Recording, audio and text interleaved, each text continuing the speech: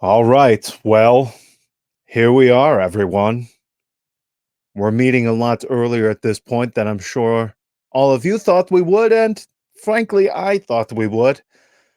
Before we get into and try to make sense of any of this, thank you to our newest patron over at Patreon, Mustafa Talal. Mustafa, thank you for your support. And of course, to all of our wonderful patrons who make this possible. Patreon.com/RomaPress to join the psychiatric ward, the psychiatric wing of the hospital. Patreon.com/RomaPress. Join all the other nuts just to, even if you want that bare minimum, the reassurance that you are not the only crazy one. Patreon.com/RomaPress. And then at Roma Press, YouTube, social media. You know where to find us. I don't have to keep doing that. I'm trying to go through my usual spiel, but I've been going since very early in the morning. Andy, it was very nice of them to drop this early in the day. Usually, you were sleeping. I think you were well, still hold sleeping. on. I have to say the timing is it's very appropriate because yesterday, if I sound a bit under the weather, there has to be a metaphor hidden in there somewhere because I have been getting tests done on my esophagus, meaning I had something shoved down my throat as they did some imaging for the entire day. Again, given what happened today and the timing, there has to be a metaphor in there somewhere. I'm too tired to exactly find it, but I'm still trying to make sense of this. It was very nice of Roma. Usually, when the atomic bomb is about to drop, so to speak, they're kind enough to at least give us a forewarning before the shots ring out to cover our ears, so to speak. They were very, very kind in this regard because they gave us nothing. So everybody, per usual, I'm sure everybody, whether you don't even need to be working in the media to be in this case, but your phone just be zzz, zzz, zzz, zzz, which only means two things: something with Roma went crazy, or somebody died. In this case, I don't know which I would have preferred, but still, it is shocking. It is difficult to make sense of. The timing is it's so bad. It is horrible timing. And there's a match in how many days? Just a few days, 4 days. Yeah, it's right there. Oh, and I'm excited. I'm excited for it because I you're ended the going up. previous You're going episode, up I think, by against. saying, I think I ended the previous episode by saying, well, it makes no sense to do that. So shut up. Don't even think about it. Move on to Sunday. And I'm convinced somebody at Roma saw that and said, just to mess with him a little, let's do this. Particularly given that, again, he's going to have something shoved down his throat for about 2 to 3 hours as they do the imaging. So let's make that a bit more painful, or at least prolong the experience for him. So I didn't watch your live stream. You did a live stream for everybody earlier today, so I'm still yet to hear the full Mattioli reaction. It so was what painful. is it? It was painful. Yes. The reaction. I mean, listen. First of all, I want to say, because again, people take issue. People take issue with the fact that yesterday I personally went out of my way and published 2 articles that were based on reports from Il Messaggero and Corriere dello Sport that said Roma have full confidence in Daniele De Rossi. After the equalizer that they conceded to Genoa at the last minute, there was a lot of speculation, a lot of talk. The moment the Friedkins land in Italy, even more speculation, even more rumors. Roma become, the focus of media speculation with regards to De Rossi's position. But the reports come out and they maintain firmly that Friedkin came out just to comfort De Rossi, that Dan Friedkin personally came out because he hadn't been in Rome since June. He came out to see De Rossi, to give him a big boost of confidence, wish him luck, tell him that he's on his side and that the team has it and that they believe in him in leading the team forward, right? Those were the 2 reports that showed up yesterday. I transcribed them, I translated them, I credited the sources. They went We out to Roma. always italicize the source. If you get Always, mad at always, something, another always. paper or radio or website is reporting, we make it do you say italicization? That's not a word. In No, but italics. So you yeah, in can find italics. it Yeah, easily and know who to yell at. It's yes. 2024. Learn this. We aggregate news from others. We have our own stories as well. Yell Yes, at who it comes yes, from, not us. And for the people who yes. say, "Well, why don't you investigate every single story?" What the heck? What do we look like? Yeah, it doesn't, and and Every in that website does. instance, Stop this. and in that instance, it's the way it is. The news comes out, people are waiting for it, in the sense that people were questioning what happens with De Rossi, because that result with Genoa was deflating. He seemed particularly confused with regards to the substitutions that he made in the second half. Yes. People started questioning, why is Sule on the bench? Why is Pellegrini playing half hurt? Okay, so it was normal for people to be curious with regards to his future. Yesterday, the news was that Dan Friedkin is ready to put his confidence in Daniele De Rossi and reaffirm his position at the club. This morning, out of the blue, John, like you told me, there was no courtesy notice, there is no forewarning. It came out of the blue in pure Friedkin style, a note from the club. You know that when you see that note from Nota the del club appear, club. when you see that The club scarecrows. statement, it's a big announcement. It's a big We decision. need to talk. Yes, Nota del yeah, club. club. Yeah, that's it. That's it. Those two messages. I don't Yeah, care, male, terrible, female, in your 20s or terrifying. your 50s. Yes, You read those two messages, blood you curls. feel Blood it go curls. down your spine each time because you know Yes, you're in for a a world world. of pain. And we're not only of pain, of surprise, because that was my surprise. John, I was sitting out in my beautiful veranda. I was sipping a cup of coffee. I had some orange juice on the side. I was ready to relax, You right? are already 55, the I am. 55-year-old Italian I grandfather. am. This is I am. fantastic. You've already I reached that am. stage 30 John, years early. John, it felt great. I was going through the morning press. There were some nonsensical articles about the stadium again. There was something about Lorenzo Pellegrini's condition ahead of Udinese and on, and innocent stuff. And then all of a sudden, this thing falls into my lap, and that's the way it was for everybody. Roma made this decision just like that, in the sense that it really feels like that, like when the club just drops that note. You feel that this was a complete and sudden, unexpected left turn that the club made. It took everyone by surprise. I don't think anyone was expecting this to happen. Even the most pessimistic journalists in Rome, like yesterday there was La Repubblica, and they were like, De Rossi, what's going to happen to you now? And, the bookmakers are already laying odds on Stefano Pioli becoming the next managers. And that's normal. Oh, It's to be expected. But even those people, they didn't know how to react this morning. And you find me, you ask me what was my Mattioli take on it today during the live stream. My Mattioli take was I can understand fans, feeling very frustrated. I can understand fans feeling completely betrayed, because in a way, we went from rewarding De Rossi for what he did after coming in unexpectedly for Jose Mourinho, because De Rossi comes in just as unexpectedly as he leaves. De Rossi comes in, after Jose Mourinho, the club's most decorated manager, is sacked.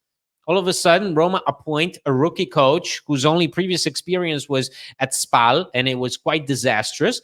And they appoint him, and they put all their faith into him. They put all their confidence, all the eggs into this one basket. He does well, and they reward him. And then they make him the face of this new project, and they make it public. We're It's, using air it's quotes at that time. Every from now on, I'm using the air quotes, whether it be ironically or not ironically. You will have to decide for yourself because you want to talk about that word being. They talk about don't throw the baby out with the bathwater. I mean that word or that noun has zero meaning now. Forget. well, I don't ever want to hear that again. Well, Ever. okay, okay, I understand. But No. the thing I want to make it clear is that immediately it hit me that this could not possibly have anything. It could not be purely motivated by what went on the pitch, because I No. think. No. Despite, No. mind you, despite a lot of fans took issue with 3 points in 4 games, because listen, we were the only ones really out there after Genoa saying, well, the team is experimenting. The team has to find its mojo. The team has to get into a groove. De Rossi needs time to figure this out. A lot of fans were upset, rightfully so. You drop points at home against Empoli. You drop points against the likes of Cagliari and the likes of Genoa at the last second. Sure, be upset. But I do not think that today's decision to sack De Rossi was purely motivated by what we saw on the pitch, because you do not No. do a whole campaign of making him the new face of Roma. I remember Fabio Capello was coming out and saying, I hope he becomes Roma's Alex Ferguson. The Friedkins made Yeah. that. Yeah, he said that about Rem- himself too. That took him remember about the, 10 the seconds to hit the road, yeah?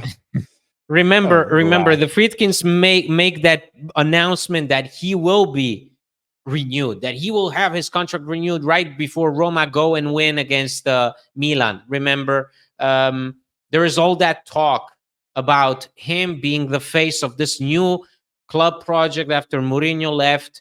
And in fact, Roma go out of their way and they keep their promise in the sense that they invest, they make it about him, about Ghisolfi. They run a transfer market focused on what De Rossi wants and also what he's willing to work with. De Rossi, many times over, because I see also these people, this revisionism, people coming out and saying, well, he wasn't involved in the decisions during the summer. But De Rossi himself said it many times that he was involved in these discussions and that he was happy with how it was playing out for him as a rookie coach. Well, hold So on. you The can't timing. say, I do want to yeah, because you opened something because we have to at least address this.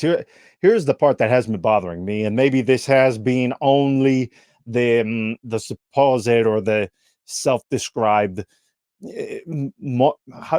homosexuals. Is that the name? Is that the name? Moose sexual. Roma's Yeah, moose sexual. okay. Yeah. Two things can be true at once. Okay, just because De Rossi gets sacked 4 matches into the season, that doesn't mean that the decision that was made in January was not the right one. I hate this sort of thinking where just because something in the future happens, that the thing that preceded it is some way right or wrong simply based on what happened in the now. No. This is very easy. The decision for Jose Mourinho to be sacked in January, we can debate whether you think it was right or wrong, okay? I personally think the timing was okay. Could it have been better? Sure. But he was clearly at the end, okay, of something. He just was not getting Beyond into the the end. play. I would argue it was beyond the end. It was You beyond the can't end. base what Roma did today, though, and sort of revise your take on what happened in January. Two things can be true at once. It was time for Jose Well, Mourinho to leave in January, and because then but that I all that's see. what but that's what I want to say is that for Mourinho, the sacking was purely football results. The results were Yes, just not coming. yes, The team was yes, dead. The team was dead in the water, and you could argue that that team had been dead since that defeat to Genoa, 4-1 at the Marassi, complete humiliation, and the Friedkins didn't pull the trigger then because Thiago Pinto stepped in. Okay. yes. But that was purely because the results were not in. Remember, in the lead up of Mourinho's sacking, Roma drop out of Coppa Italia and they lose against Milan. So two results that were huge blows to Mourinho, and that was the end of it. Here, I refuse to believe that it's about the football results so far. I understand 3 points are upsetting, but nobody can convince me that this was only based on the results. because this is too big of a left turn, in the sense that this has to be motivated by something that went on behind the scenes. Because again, you don't run the kind of campaign Roma run for De Rossi, making him the face of the club for these last few months and for the future. You don't sign him to a 3-year deal. You don't invest over 100 million euros in the transfer market, getting him the players that he wants, just to all of a sudden scrap that after 4 games. You don't do it. It just doesn't happen. So I refuse to believe that, a lot of people will look at this and say, well, they didn't give him enough time. I agree with you that sacking him was wrong, but I do not believe we can look at it as Roma did not give him enough time to express himself. Roma acted based on something that we don't know about, something that happened behind the scenes. This cannot be Roma just looking at the 4 games and saying, yeah, he doesn't have it in him, let's sack him. I refuse. Nobody will be able to dissuade me from thinking that there was more to it. I can understand Friedkins were growing impatient with the way the season started. Sure, it's a business, so they understand. They've been in this situation last season. The start to the season with Mourinho was awful, so they've been through it. They know what it's like. But I do not believe this is purely a football technical decision. It's not. There is more to it. This makes sense if there is tension behind the scenes, if there is some sort of disagreement, if there is something else that motivates this drastic measure, because it is very drastic. And it's not about De Rossi, his tactics, his team selection. It's not. It's got to do with something that we don't know about yet. It has to be. And the name everybody is going to cite, Lino Suluku. And again, how much will come out, I think it is going to be very difficult. Daniele De Rossi, De Rossi does not talk. He does not leak to anybody. He's very difficult to get to sort of penetrate his mind, so to speak. I don't think he's going to let the cat out of the bag, given how peculiar the circumstances are, especially too. You would think it won't take him very long to find another opportunity. So letting things out could potentially affect, it would look bad upon him to. But he's not the type. He's not the type. He proves it. He proves it right away by not making any comments as he left Trigoria. He smiled. He stopped to do autographs. Because De Rossi knows that you have to pick your battles, and you could even see there were videos of him hugging with Ghisolfi. So he knows how to make it look good, in the sense that he knows that some things you just keep behind closed doors.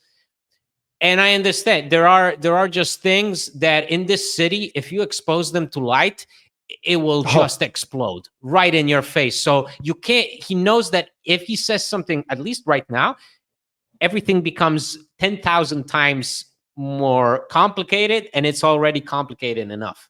Yes, there's no need to do that, and it is somewhat comical. This is just for me personally, because having been around this for so long, I always do get a bit of entertainment seeing some of the characters that go outside of Trigoria.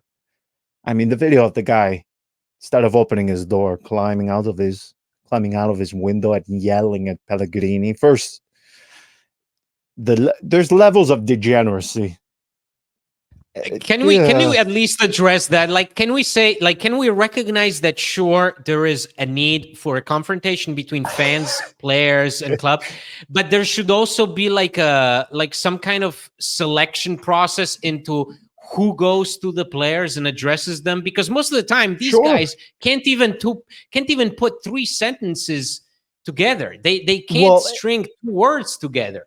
If you want the metaphor for trash Italiano, that was it. Like when you hear us, we've used that word before. It's sort of doesn't really have an exact definition, but it just, that's it. I don't know how else to say it. I would probably put, the 59-year-old uncle with the tan, the tight I mean, it's jeans. unbelievable. They even Yeah, someone takes a deflated football and he hands it to Pellegrini and says, "Give it to Juric." I'm like, what does that mean? What's that supposed to mean? I don't understand. What are we supposed to do with it? And or they go out of their way and they start applauding El Shaarawy's car. Like El Shaarawy just passes through them and they applaud him. Like, I'm like, who makes the distinction? Who is the good guy? Who's the bad guy in this narrative? I don't understand. I don't understand. Like, I just want to put it out there, because then I'm being told that I'm not enough of a Roma fan, that I don't know the history, I don't know the culture. I'm just going to say this. I'm fully behind confrontation. I understand fans need to be addressed. Fans want some clarity. Totally fine. But at least if you're going to go there and if you're going to confront, at least have some more arguments rather than saying, "Hey, shove it up your ass," or "Hey, what about your mom?" Like shit. Because I said, guys, don't go to the house of Dybala to applaud him. I got some shit for that. There's no boundaries. This country is very particular in that regard. I think. I just understand there has to be dialogue. Friends in the UK can correct me if I'm wrong, but I don't see the fans of Spurs going to the flat of. Listen, maybe we don't know. Maybe we don't know. What I mean is, if you want clarity from the club, at least make some effort in how you address them. And nobody's going to come your way if you just stand outside Trigoria and scream obscenities at everything and everybody. I mean, it's not a riot. It's a confrontation. It's trying to get some clarity. If you want Lina Suluku to come out of the club, she's not going to come out of the club and say something to you if you're just out there, and threatening violence or something. So let's have it out there. I'm all for it. I want dialogue between fans and club, but at least choose who represents you. Choose someone. Choose a way. I mean, the messenger matters sometimes. Have some clarity. Absolutely. Absolutely. Have some clarity. I mean, you are asking for clarity. Have someone who can actually say something without having to resort to vulgarities. That's all. Well, I have seen a lot of vulgarities, and it took me back to the days of one James Pallotta, because I am seeing the usual get the American out. I am seeing they are playing all the hits that they pulled out for Pallotta. 2 or 3 years ago, it is. I'm being taken back to when Morgan De Sanctis was being threatened. I'm thinking, and people forget this, but do we remember we had fans who were unhappy with Nainggolan. Nainggolan, remember, there is that video of him in the car. I mean, yes. The fans have always had issues, but it's one thing to have issues, and another thing to just go out there and be rude for no reason. So you can be frustrated and demand clarity, but at least bring something of your own to the table. In this case, I think De Rossi did just the right thing by not saying anything, by not fueling any more this situation as it is. Because if there is one thing if there is one person that knows how difficult it will be for someone else to step into this situation and pull Roma out of what I think is like sort of the lowest point in terms of relations between the fans and the club, I think since De Rossi's retirement as a player, remember, there is that weird moment where Roma just have to bring in Claudio Ranieri as a caretaker in order to soothe the environment. It was a hopeless situation. Everybody was unhappy. We had just crashed out of Champions League. De Rossi comes out and says, nobody ever told me anything. I just got told to get the F out. Yeah, and I wish Cristante were 99 Cristantes or something like that, so... It was a lot to take today, man. Oh, it was a lot to take for Roma fans. And I think this is the lowest that we've been. And if there is one person that knows how difficult it will be for someone else to step into this setting with still so much to play, because it almost feels like the energy right now is like, oh, the season is over. No, the season just started. The Well, Europa League hasn't even started. So we still have everything to play for. And yet we're already banging the funeral drums. Whoever has to step into this situation will have such a huge task ahead of him. This someone happens to be Ivan Juric, which we'll get to later. But if I applaud De Rossi, because for sure there was a lot of anger, frustration, disappointment going on in him today. He didn't say anything. And to me, that says so much about him. I applaud him because more and more there's this need to come out and let out your frustrations. But he understood fully well that this would be putting the club in an even more challenging spot. I couldn't agree more with you. However, as far as the criticism and the dialogue goes, I think ever since the Friedkins arrived, which is what, 4 years ago at this point? August 2020. Wow. I can't recall really one glaring instance where I considered what they were doing. Maybe the decision of today of De Rossi egregious, maybe too big of a word or too detrimental of a word, but I would say I don't think I have ever been questioning a decision they have made so soon, so quickly, and my first reaction to something they have done been, why the hell are you doing this? Now, having again just spent an inordinate amount of time trying to figure out more about these people, this decision, just taking this decision solely on its own and analyzing it, goes against everything I have ever learned That's what about I them. say. That's what I say when I understand people feel betrayed by this, because it does betray 4 years of work, as in it just goes against everything that was built up to this point. It's antithetical to every single way they operate, whether it be football or not football. I can't imagine, the Toyotas, they stop selling for a couple of months, and they just say, okay, we sell off our our car dealership or something like that. Knowing everything I do about them, this is completely and entirely against the way they tend to operate. So I agree with you that something had to have happened. Now, there are people on social media. I had a few people saying, well, you are speculating about this thing with Suluku. You are guessing. You are pulling something out of thin air, so to speak.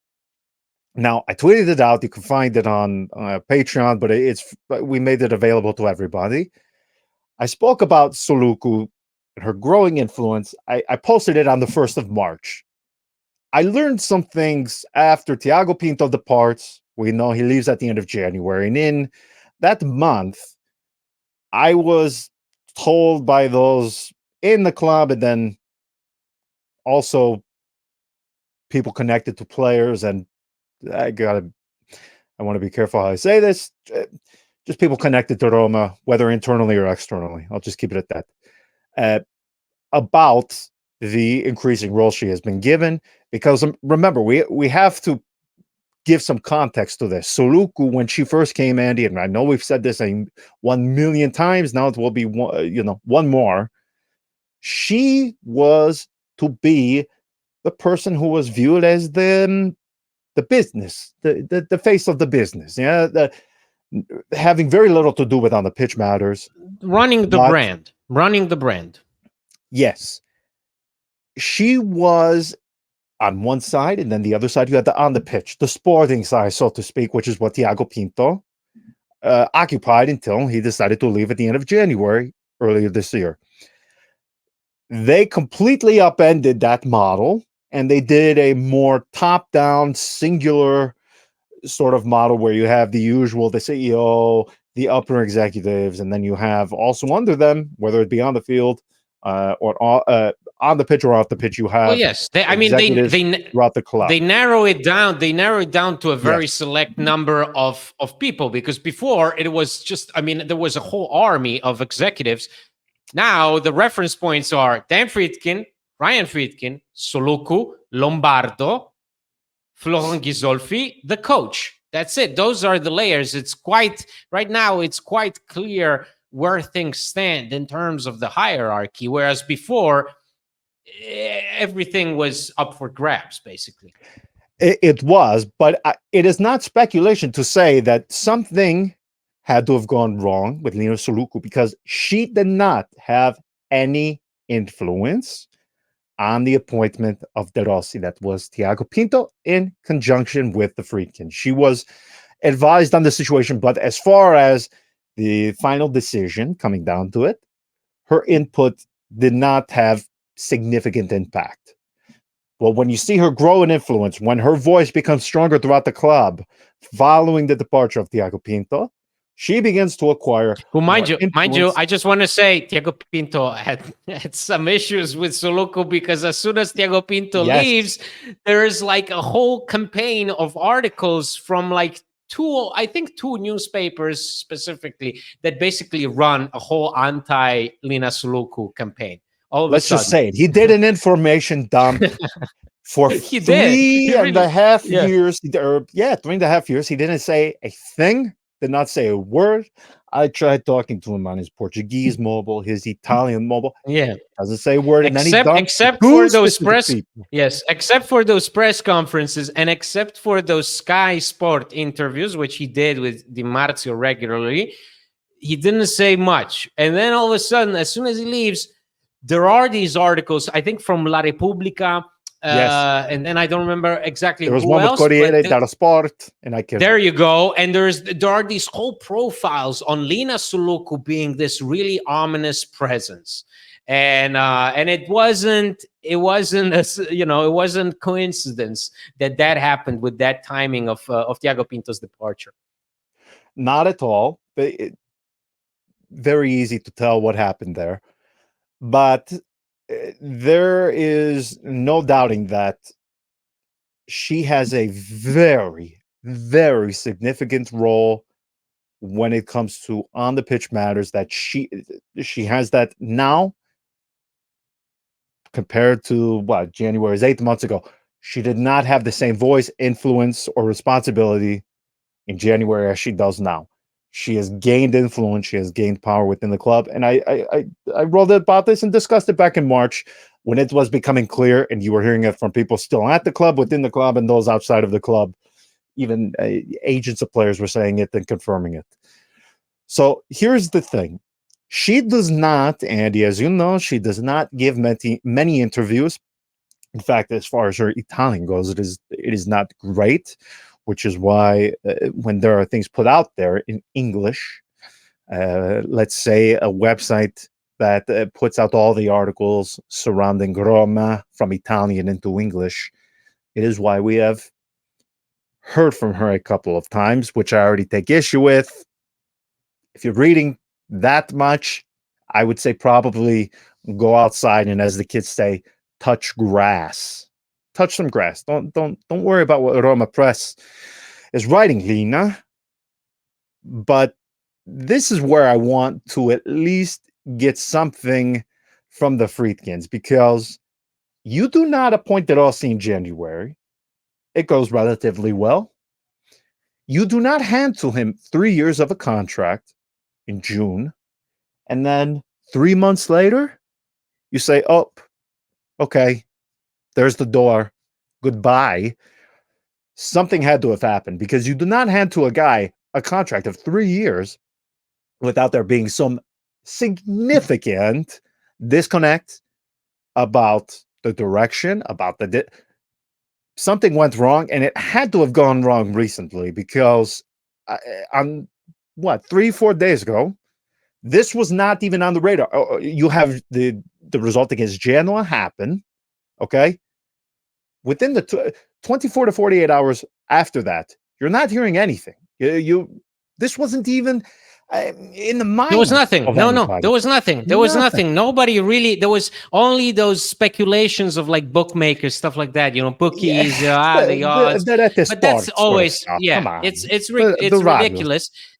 It was completely silent, and then there was the speculation regarding if the Friedkins' arrival was planned, pre-planned, Then I think there is also that thing of, today a lot of articles, there was this whole one thing that I pointed out in my live stream, John, was that something bothered me about the way De Rossi spoke about this Zalewski situation. Clearly, he was not on board with the decision by the club to exclude him. De Rossi had made it abundantly clear in his press conference pre-Genoa that the decision was Roma's, not his, to freeze out Zalewski. Now, I'm not here saying that De Rossi got sacked because of his friendship with Zalewski. I'm not there to say that, but I do think that De Rossi. Man, you want to talk about catching a stray? Oh, no, that would be because the worst of all time. Because I think, but I do take that as a sign of something was off, because De Rossi was always so very satisfied with and open about the club's decisions. You know, he always endorsed those decisions. He always said, "Oh, I'm in constant touch with the Friedkins. Oh, I'm constantly talking to Suluku. Oh, I'm Gisolfi and I we're agreeing on things." And then he went out in that presser, and when people asked him about Zalewski, he said, "Well, listen, I think this is all about contracts, and this is not my decision. And I guess if he renews, then he can get reinstated. But it's not me that you should be talking to." And I think that shows that maybe something was not right in that regard. Now, again, I still fail to believe that things just changed, 180 degrees after Genoa equalized at the last second. And I will not be convinced otherwise. That in of itself, that goal by the Winter does not change De Rossi's fate. Something else does. That does not do the trick. You would hope not, because if that's the case, then you have a president and vice president that are far too influenced by singular results with very little regard for the long-term vision, which they are not. That is not how they are. I know too much, and I've learned too much about the Friedkin group in these 5 years at this point now. That is not how they operate. So what specifically happened, I don't know. The thing about the Friedkins coming in, returning to Roma, okay, yeah, obviously that is important, but it's not as if their presence would have mattered in some way or another. I mean, something happened. There was a break in some relationship, in my opinion, and I don't know what it was, but there is no denying, and I want to impart on to people that this thing with Lina Soluku, it matters. It absolutely matters. So to discount it as saying, "Oh well, what is she doing? She doesn't know what she is doing. It's not true. It has to be Dan and Ryan Friedkin." Many things can be true at the same time. But I can tell you unequivocally, without hesitation, her voice has grown. And if that is the better for guess worse, what? we will wait and see. Guess what? Because she's the one who's always there. Suluku is the one who's always there. Always. In the stadium, training pitch, Trigoria, meeting, day, night, negotiations, all of the transfer market. Always there.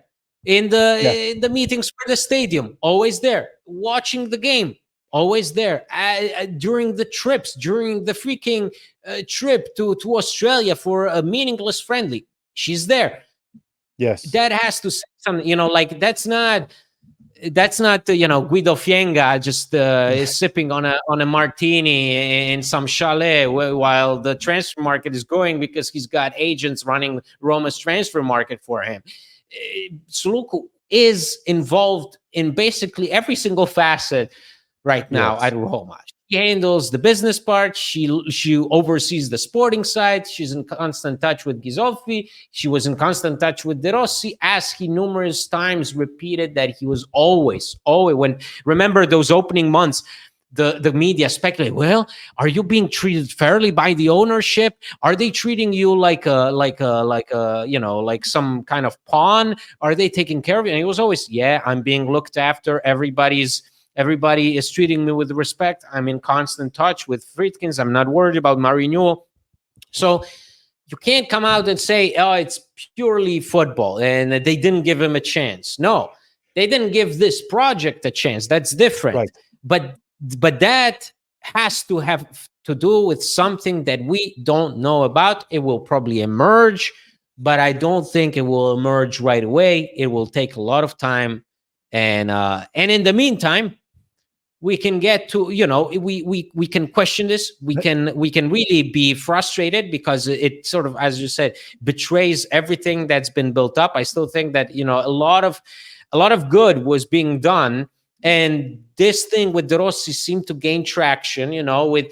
With him, just it made sense. It made sense for him to be the prodigal son, comes back, fulfills his dream of coaching his boy club, leads him to success. And I was ready to go through the ups and downs. I was ready to suffer. I was ready for the experiments. I was ready for the disappointment. So don't say another word, because that's the perfect transition before we go. But no, let's no, John. But let's do it. Let's do it. No, I want to preface that. I want to go easy on the guy. Because again, I think this is the worst situation a manager could walk into right now. You think I'm disappointed? I'm so happy. Listen, if you're going to pick a replacement, the 55-year-old guy who, by the way, if you don't know, he's 49. He's 49. He's 49. He enjoys death metal music.